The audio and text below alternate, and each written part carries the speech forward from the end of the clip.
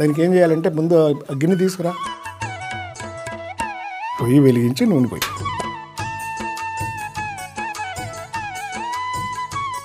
ఆ ప్లేట్ పట్టరా, పెద్ద ప్లేటు.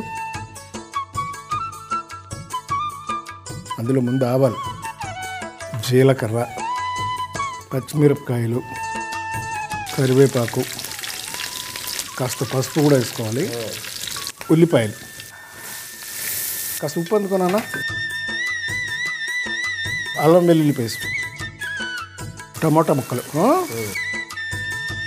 ఇప్పుడు అక్కడ ములక్కాయలు ఉన్నాయి పట్టరా, ములక్కాయలు దాంట్లో వేసుకో.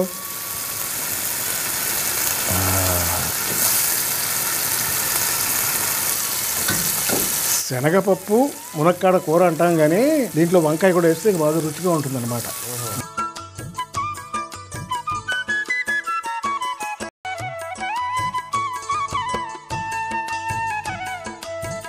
నీళ్ళు పోసేసి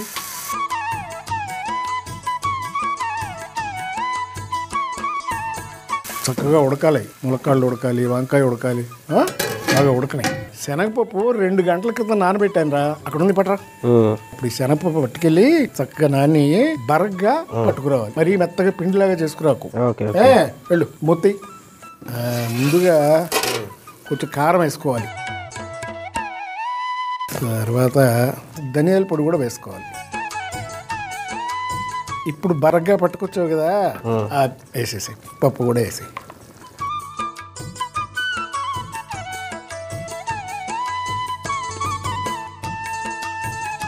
ఒక్క పని చేయి, 15 నిమిషాలు మూత పెట్టి దాన్ని ఉడకని, అప్పుడు మునక్కాడ శనగపప్పు రెడీ.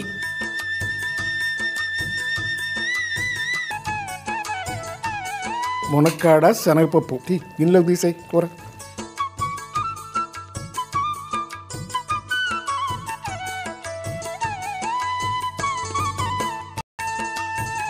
దీనికి కాంబినేషన్ ఏంటంటే రాగి ముద్ద. అక్కడ పెట్టాడు పట్రా, అక్కడ పెట్టు.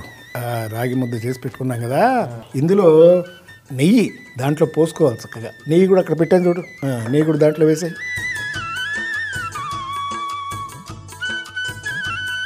గిన్నె పెట్టి అందులో నూనె, ఆవాలు, జీలకర్ర, పచ్చిమిర్చి, కరివేపాకు, పసుపు, ఉల్లిపాయలు, ఉప్పు, అల్లం వెల్లుల్లి పేస్ట్, టమాటాలు, ములక్కాడలు, వంకాయలు, నీళ్లు పోసి ఉడికించుకోవాలి. ఈ లోపల నానబెట్టిన శనగపప్పును పేస్ట్ చేసుకోవాలి. ఆ తర్వాత ఉడుకుతున్న ములక్కాడలో కారం, ధనియాల పొడి, శనగపప్పు పేస్ట్ వేసి 15 నిమిషాలు ఉడికించుకుంటే శనగపప్పు ములక్కాడ రెడీ.